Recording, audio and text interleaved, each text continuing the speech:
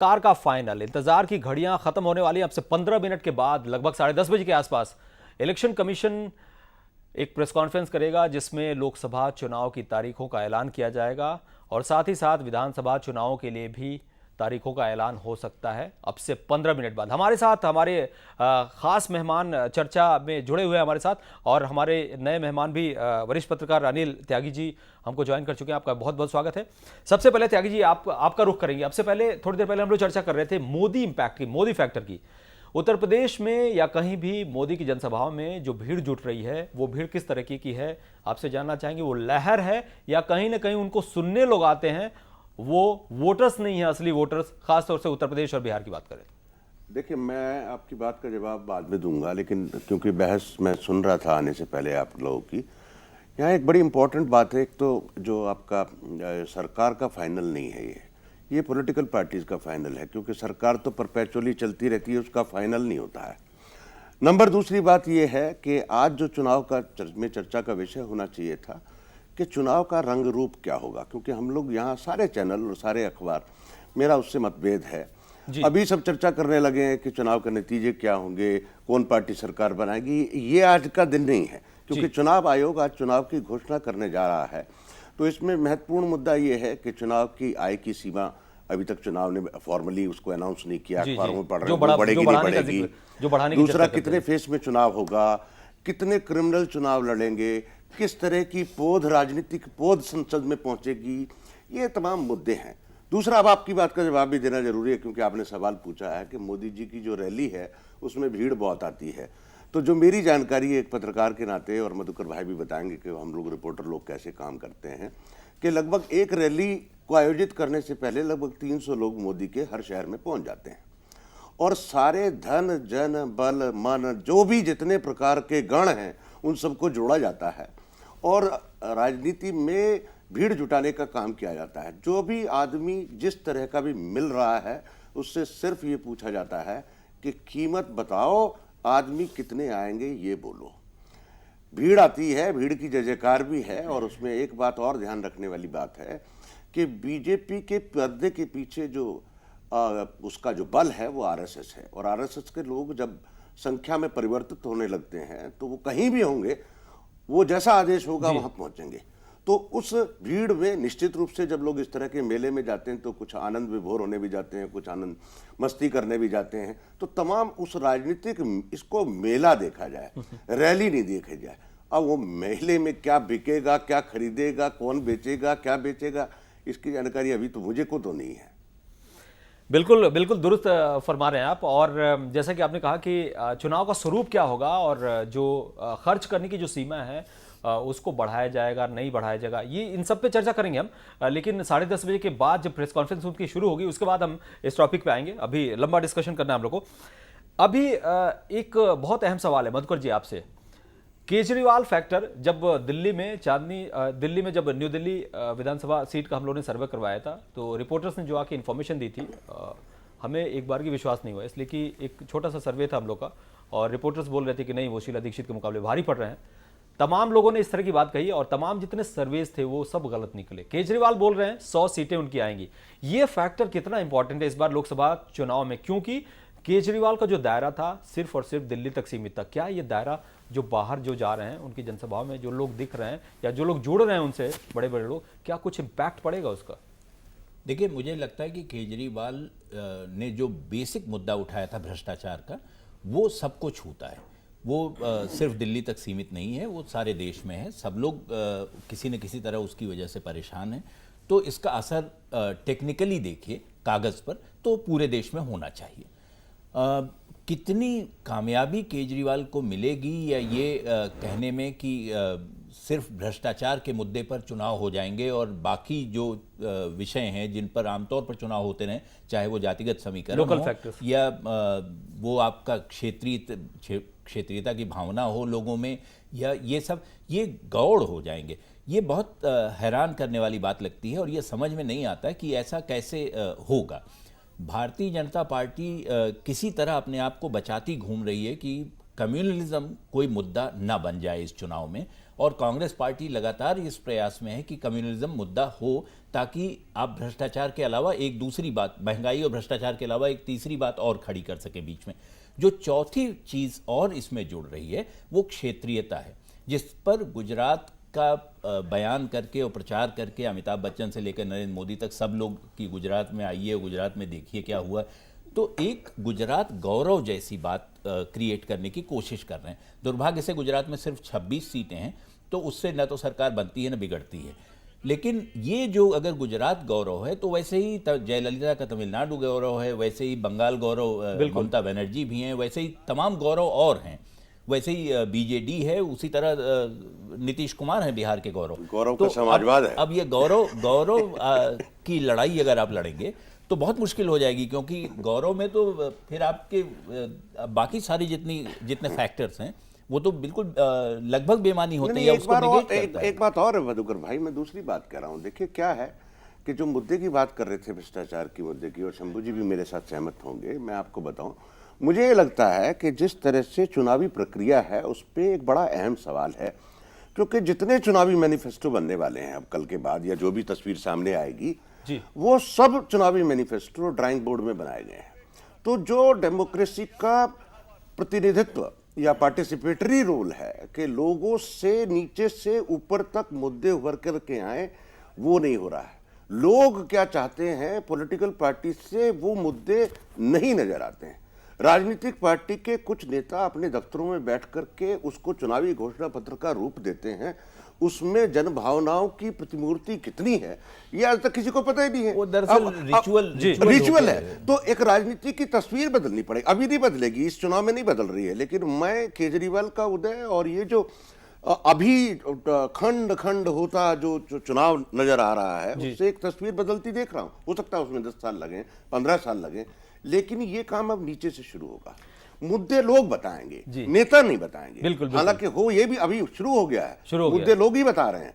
लेकिन मैं आपको जो, क्योंकि आज लोकतंत्र के चुनाव की घोषणा होनी है 16वीं लोकसभा की, एक बड़ा महत्वपूर्ण सवाल देश के सामने खड़ा हुआ है कि ये जो लोग, राजनेता लोग हैं, जो अपने मन से मुद्दों को थोपने की कोशिश कर रहे हैं जनता पे और जनता से बात नहीं कर रहे हैं, इसकी तस्वीर का रुख बदलना होगा।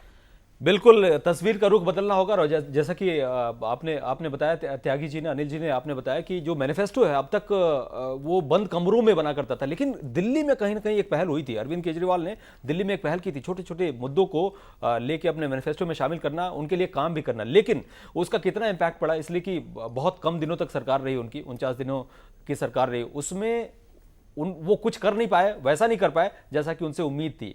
तो ये देखना बहुत ज़रूरी होगा, क्योंकि राहुल गांधी भी कुछ दिनों पहले अभी बनारस गए थे। बनारस में रिक्शे वालों से मिले और एक दिन उनका बयान आया कि वो एक दिन रिक्शा चलाएंगे, देखेंगे कि असली जो समस्याएं आती हैं वो कैसे होती हैं। देखिए, हम लोग आमतौर पे आदी हो चुके हैं कि दो ही, जैसे ओपिनियन पोल सर्वे आते हैं कि दो ही पार्टियां सामने दिखाई पड़ती हैं, कांग्रेस और बीजेपी।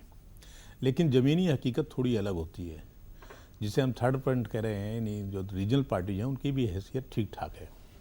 फिर हिंदुस्तान में चुनाव चूँकि जातीय आधार पे होते हैं, क्षेत्रीय आधार पे होते हैं, उनमें ये सब चीज़ें बड़ी प्रभावी होती हैं। मैं उत्तर प्रदेश से शुरुआत करता हूँ, जहाँ 80 सीटें हैं, और वहाँ कांग्रेस और बीजेपी कमज़ोर पार्टी हैं अपेक्षाकृत। जो दो क्षेत्रीय पार्टियाँ हैं वो ज़्यादा ताकतवर हैं, समाजवादी पार्टी और बहुजन समाज पार्टी। लास्ट चुनाव में दोनों लगभग बराबर पे खड़ी हुई थी, लेकिन सरकारें पिछले मानिए 25 साल से या तो कांग्रेस मतलब समाजवादी पार्टी बनती है या बहुजन समाज पार्टी बनती है, या दोनों की मदद से किसी और की बनती है, ये हालात हैं।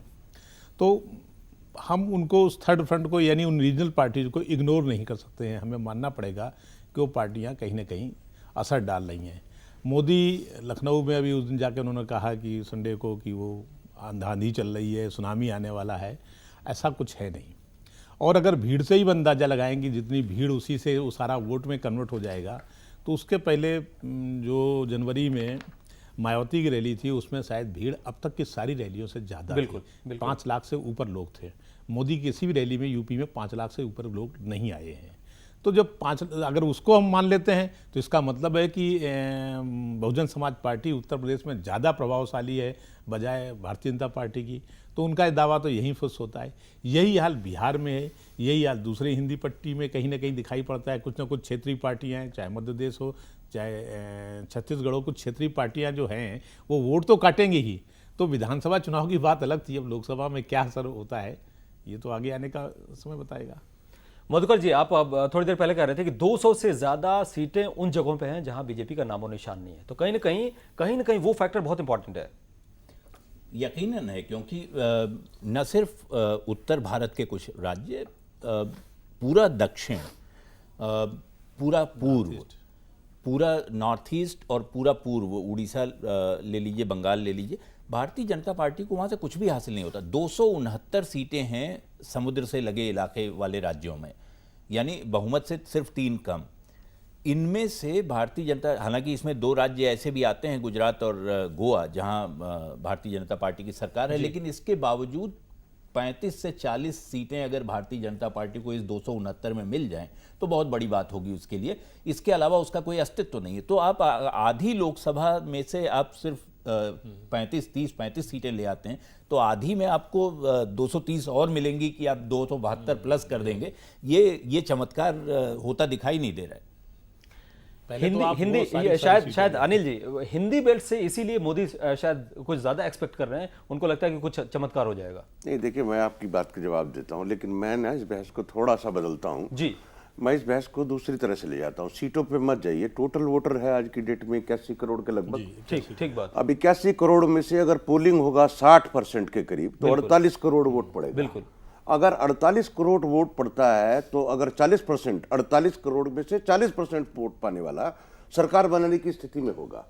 तो टोटल मिलाकर के झगड़ा इस देश में ये तय करना है और देखना ये है कि 16वीं लोकसभा के चुनाव में कि किस आदमी को 25 करोड़ या 30 करोड़ के बीच में वोट पड़ता है। बिल्कुल बिल्कुल। जो आदमी 25 से, या पॉलिटिकल पार्टी 25 से 30 करोड़ वोट लेकर के आएगी, उस 25-30 करोड़ में से 543 मेंबर पार्लियामेंट आएंगे। अब उस 30 करोड़ वोट में से कितना कितना परसेंटेज किसको मिलने वाला है, ये देखने वाली बात है। ये महत्वपूर्ण मुद्दा है।